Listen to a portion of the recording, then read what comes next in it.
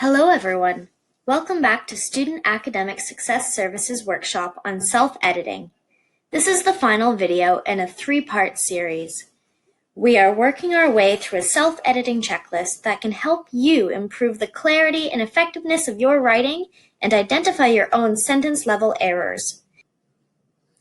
This is the paragraph that we're using as an example to work through the checklist. It has been adapted from a 2019 article about climate change to include errors related to the checklist categories. In this video, we will be focusing on the final sentence of the paragraph.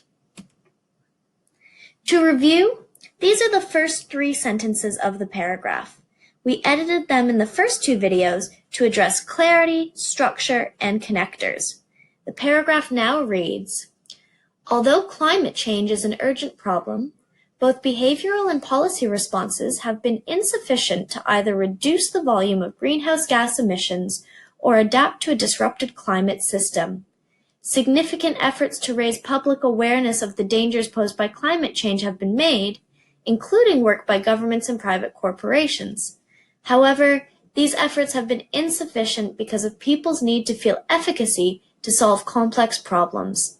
The belief that climate change is unstoppable might thwart action even among the concerned. For the final category of the checklist, we're going to look at vocabulary. Every discipline has its own vocabulary and language conventions. Expert academics work diligently over time to develop an academic vocabulary that is specific to their field. On this checklist, we concern ourselves with the characteristics of academic vocabulary that can be applied broadly across disciplines. With that being said, let's turn our attention to the final sentence in our paragraph to see what editing for vocabulary looks like in practice. Right now, our sentence reads, it can be seen in this paper the effect of ridiculous fatalistic beliefs on behavioral change and willingness to pay to address climate change using two cross-national surveys which represent many people throughout the world. The first thing we can evaluate is whether this sentence is too wordy. You might ask yourself, are there any places where I've used more words than I need to describe this? Wordiness can not only confuse your reader, but it can cause your idea to get lost in the weeds of extra descriptors or unnecessarily complex sentence constructions. In this sentence, I can reduce wordiness right at the beginning. I'm going to get rid of the it opener and jump right to my subject. Now, the sentence reads, this paper analyzes, instead of, it can be seen in this paper. This change has the added bonus of replacing the passive voice with an active subject. With wordiness, you can also consider whether you're using academic phrases. General academic phrases are not idioms or expressions. Rather, they're words or combination of words that we often see in academic texts to describe common academic tasks. For example, in this sentence, I have the phrase talks about. This sounds pretty casual. I'm going to replace it with the verb analyze. Not only does this sound more formal, but it only takes one word instead of two. Another common characteristic of academic vocabulary across the disciplines is concision. To be concise means to convey a message with the most effective and accurate words. Writers show concision in a number of ways, including the use of scope markers and a mix of hedging and boosting words. Hedging words are used to show caution, like sometimes and possibly, and boosting words are used to show certainty, like absolutely and always.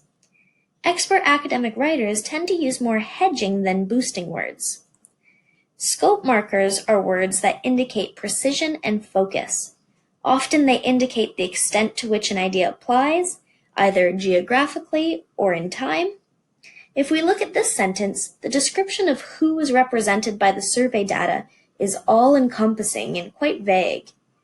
In editing my writing for concision, I'm going to be more precise in this description. Now, the sentence reads, This paper analyzes the effects of ridiculous fatalistic beliefs on behavioral change and willingness to pay to address climate change using 2 cross-national surveys, which represent 10,000 people from 25 countries. In addition to scope, we can also be precise by avoiding vague or value-laden language. Academic writing tends to be objective and free from the emotions or personal opinions of the author. Adjectives, or describing words, are often where you can find words that show your values, opinions, or emotions. In this sentence, I use 2 adjectives to describe the beliefs: ridiculous and fatalistic. Ridiculous shows my personal bias against these beliefs and suggests that I find them silly without providing any reasons or evidence to support that opinion. Fatalistic, on the other hand, simply describes the predetermined nature of the beliefs. In editing this sentence for value-laden language, I'm going to get rid of the adjective ridiculous. Now the sentence reads, this paper analyzes the effects of fatalistic beliefs on behavioral change and willingness to pay to address climate change using 2 cross-national surveys, which represent 10,000 people from 25 countries. A final thing to consider when checking for general academic vocabulary is whether you use any idioms or cliches like, that test was a piece of cake, similes or metaphors like, she's a shark in business, or pop culture references.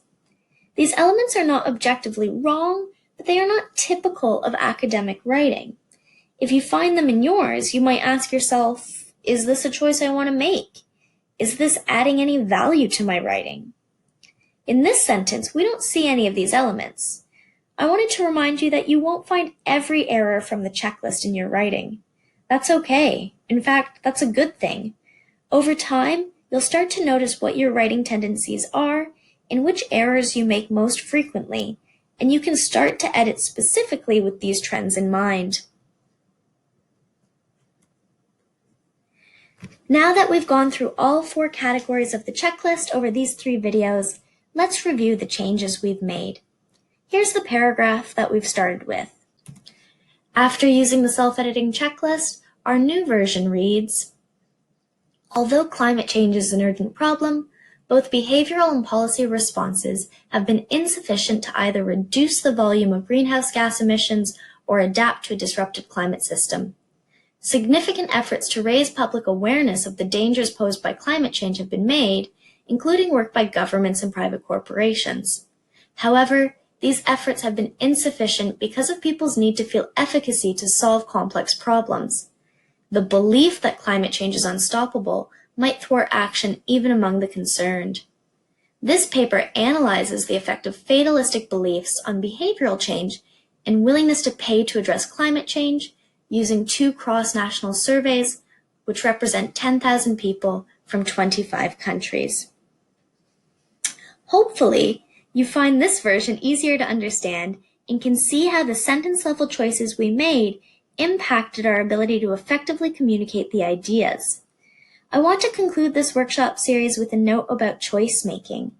Often, there's a misconception that there is one right way to write academic texts. In reality, writing is all about choice making, to communicate a message with the ultimate goal of sharing ideas. The choices you make at the sentence level can help you slightly emphasize one thing over another, or shift attention in a particular direction, or guide thinking and interpretation of your readers. I'd like to now leave you with some final thoughts about self-editing and this checklist that I hope you can take away from these 3 videos. The first is to remember that no sentence or paragraph or word exists in a bubble. You want to edit your work in chunks so that you can see the big picture. Secondly, focus on sentence-level errors that affect comprehension. You want to prioritize clarity, concision, and purpose so that your reader understands the ideas that you're trying to share. And finally, remember that writing is an iterative process that takes time.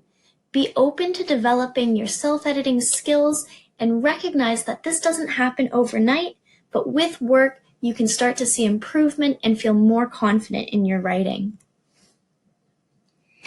If you have any questions or want to continue to develop your academic writing skills, visit us at sas.queensu.ca for more information about appointments and online resources. Thanks very much. Goodbye.